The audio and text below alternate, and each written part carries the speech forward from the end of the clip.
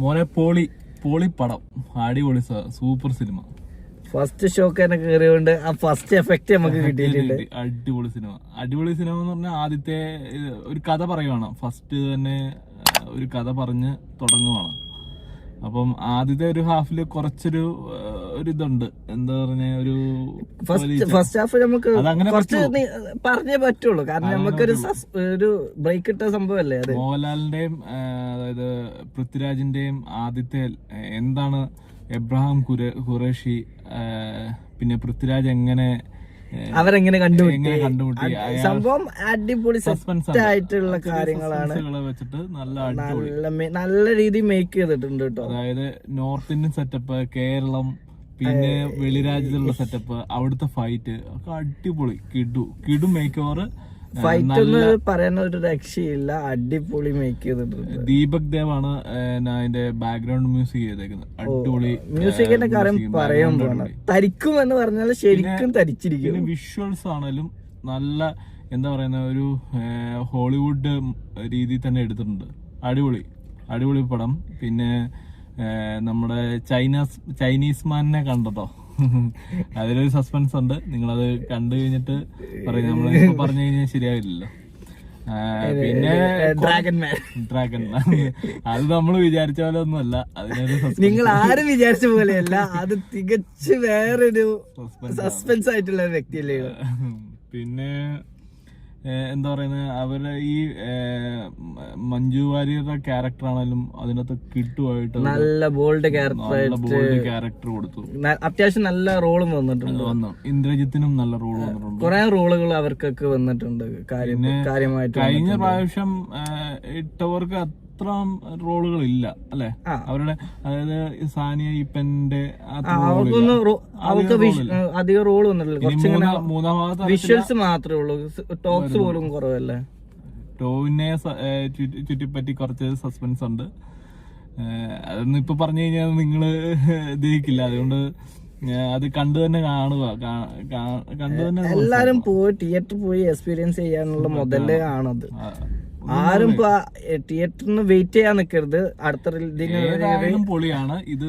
നിങ്ങൾ കണ്ടോ? ധൈര്യമായിട്ട് ഒന്ന് കാണാനുള്ള സിനിമയുണ്ട്. അത്യാവശ്യം നല്ല അടിപൊളി പടം. ഞങ്ങള് അതിനകത്ത് ബാക്ക്ഗ്രൗണ്ട് സ്കോറിംഗ് ആണ് എനിക്ക് ഏറ്റവും ഇഷ്ടപ്പെട്ടത്. എല്ലാത്തിനും മ്യൂസിക് ഒരു രക്ഷയില്ല. പിന്നെ നമ്മൾക്ക് പ്രതീക്ഷിക്കാത്തൊരു മ്യൂസിക് അതില് വീണ്ടും വരുന്നുണ്ട്. അതാണ് അതിൽ ഹൈലൈറ്റ് വരുന്നത്. അവര് പറഞ്ഞ പോലെ തന്നെ ഹെലികോപ്റ്ററിന്റെ അത് 5-6 ഉണ്ട്. അടിപൊളി. പിന്നെ ഫൈറ്റ് സൂപ്പർ ഫൈറ്റ് അല്ല അതിനകത്ത് നടന്നിരിക്കുന്നത്. ഫൈറ്റുകളെല്ലാം ലാലേട്ടനെ കൊണ്ട് അങ്ങനൊക്കെ ഫൈറ്റ് ചെയ്യിപ്പിച്ചിട്ടുണ്ട്.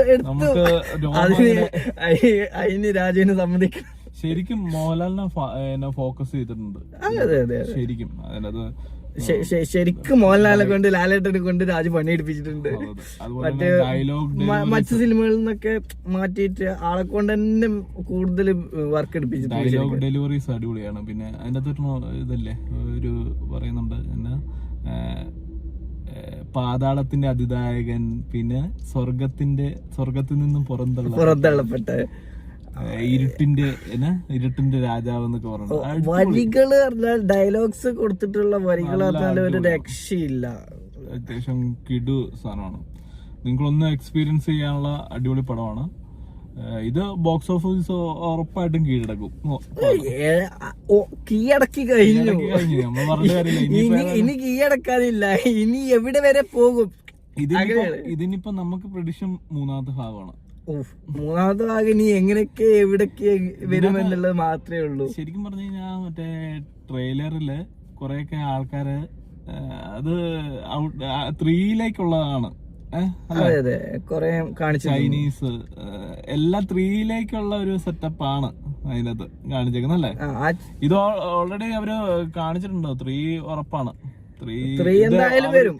അവരിത്ര ഇന്നലത്തെ പ്രസ് മീറ്റിംഗിൽ തന്നെ അവരിത്ര കോൺഫിഡന്റ് ആണ് ഇതിനകത്തേക്ക് ഇറങ്ങിത്തിരിക്കാൻ വേണ്ടി. അത്ര കോൺഫിഡൻസ് ആണ്. എനിക്ക് തോന്നുന്നു ഇവര് 3 ഓൾറെഡി പകുതി എടുത്ത് വെച്ച് കാണും. എനിക്കത് തന്നെയാണ്. കാരണം ഇത് ഇത്ര കോൺഫിഡൻസ് ആയിട്ട് ഇത്ര നമുക്കറിയാം. ഇത് ആദ്യം തന്നെ തുടങ്ങുന്നത് തന്നെ അത്യാവശ്യം നല്ല വിഷ്വലാണ്. അതായത് പുറത്തെ വിഷ്വലാണ് തുടങ്ങുന്നത്. അപ്പൊ അത് കാണുമ്പോൾ തന്നെ അറിയാം അതിന്റെ പിക്ചർ ക്വാളിറ്റിയും എന്താ പറയുന്നത്, എടുത്തേക്കുന്ന രീതിയും ആ ക്യാമറ തിരിച്ചേക്കുന്ന ആംഗിളും എല്ലാം സെറ്റപ്പാണ്. കുറെ പൈസ മുടക്കിയിട്ടുണ്ട് നമുക്ക്. ക്യാഷ് മുടക്കിയതൊക്കെ അതിൽ കാണാനും ഉണ്ട്. കഴിഞ്ഞ ദിവസം ഗോപാലൻ പറഞ്ഞില്ലേ 180 crore മുടക്കിയിട്ടുണ്ടെന്ന് പറഞ്ഞല്ലേ. നമ്മൾ അത്രയും നമ്മൾ ചില പടങ്ങളൊക്കെ വരുമ്പോ ഇത്ര ബഡ്ജറ്റിന്റെ പടങ്ങളാണ് നമുക്ക് ജസ്റ്റ് ചെന്ന് കാണുമ്പോ മൊത്തം ഗ്രാഫിക്സ് അത് ഇത് ഇതിനൊക്കെ ഇത്ര ബഡ്ജറ്റ് വന്നോ എന്ന് നമ്മൾ കരുതി പോകും. പക്ഷെ ഇതിനതല്ല, ഇതില് നമുക്ക് അത്യാവശ്യമുള്ള കാണാനുള്ള വിഷ്വലായിട്ട് അവര് സ്പെൻഡ് ചെയ്ത് കാണാനുണ്ട്. രാഷ്ട്രീയം പറയുന്നുണ്ട്. മൂന്ന് രാഷ്ട്രീയ പാർട്ടികളെ പറ്റി പറയുന്നുണ്ട്. അത് സസ്പെൻസ് ആണ്. അത് ദഹിക്കുന്ന രൂപത്തിൽ എല്ലാവരും ചെല്ലണം. എല്ലാവർക്കും അറിയാം ആരൊക്കെയാണെന്നും അറിയാം. മൂന്ന് പാർട്ടി ഏതാണെന്നും 3 പാർട്ടിയിലെ ആൾക്കാരാരാണെന്നും നമുക്ക് ആ പേര് പറയുമ്പോൾ ഇന്നത്തെ സാഹചര്യം എങ്ങനെയൊക്കെ പോകുന്നു എന്നുള്ളതൊക്കെ പറയുന്നുണ്ട്. പക്ഷെ എല്ലാവരും ഇത് അങ്ങനത്തെ ബേസിലൊന്നും എടുക്കാതെ നോർമൽ രീതിയിൽ പോയി കാണാം. കാരണം പാർട്ടി ബേസ് എടുത്തു കഴിഞ്ഞാൽ അത് കുറെ ഒരു വിവാദങ്ങൾക്ക് വരെ വഴിതെളിക്കാനുള്ള ഒരു ഇടവരാനുള്ള സാധ്യത പോലും ഞാൻ കണ്ടിട്ടുണ്ട്. അതില് കൊറേയൊക്കെ കാണിച്ചിട്ടുണ്ട് അവരതൊക്കെ കാണിച്ചിട്ടുണ്ട്. അത് നമുക്ക് എന്താ പറയാ, നമുക്ക് ഒരു ആവിഷ്കാര സ്വാതന്ത്ര്യം എന്ന് പറയില്ലേ, അതുപോലെ ആ രീതിയിൽ എടുക്കണം. നമ്മള് അതേ രീതിയിൽ എടുക്കണം. ഏതായാലും ഇതൊരു തിയേറ്റർ എക്സ്പീരിയൻസ് ആണ്. നിങ്ങൾ മസ്റ്റ് ആയിട്ടും പോയി വാച്ച് ചെയ്യുക. ഞാൻ ഗ്യാരണ്ടി തരുന്നു, നിങ്ങൾക്ക് പോയി കാണാം. സൂപ്പർ അടിപൊളിയാണ്. അപ്പം ഈ വീഡിയോ ഇഷ്ടപ്പെട്ടെങ്കിൽ നിങ്ങൾ തീർച്ചയായും മറ്റുള്ളവർക്ക് ഷെയർ ചെയ്യുക. ഷെയർ ചെയ്യുന്നതിന് പുറമെ പടം തിയേറ്ററിൽ തന്നെ പോയി കാണുക. നിങ്ങൾ തിയേറ്ററിൽ പോയാൽ അതിന്റെ വിഷ്വൽസ് നിങ്ങൾക്ക് കറക്റ്റ് ആയിട്ട് കിട്ടുള്ളൂ. ഇല്ലാതെ നമ്മൾ ഇപ്പം TV വരും അങ്ങനെയൊക്കെ വരും എന്ന് ഓർത്തോണ്ടിരുന്നിട്ട് കാര്യമില്ല. OTT റിലീസിനൊന്നും ആരും കാത്തിരിക്കേ ചെയ്യരുത് എന്നുള്ളതാണ് ഞാൻ പറയുന്നത്. ഇപ്പൊ തന്നെ ടിക്കറ്റ് എടുത്തു. ടിക്കറ്റ് ഒന്ന് എക്സ്പീരിയൻസ് ചെയ്യാനുണ്ട്. കാരണം 3 ഏതായാലും വരും, ഉറപ്പാണ്. അത് അവര് ഡിക്ലെയർ ചെയ്തു, കാണിക്കുന്നുണ്ട്. 3 ഡിക്ലെയർ ചെയ്തു. അപ്പൊ നിങ്ങളെല്ലാരും പോയി കാണുക. എന്റെ ഈ വീഡിയോ എല്ലാവർക്കും ഷെയർ ചെയ്ത് കൊടുക്കുക, സബ്സ്ക്രൈബ് ചെയ്യുക, ലൈക്ക് ചെയ്യുക.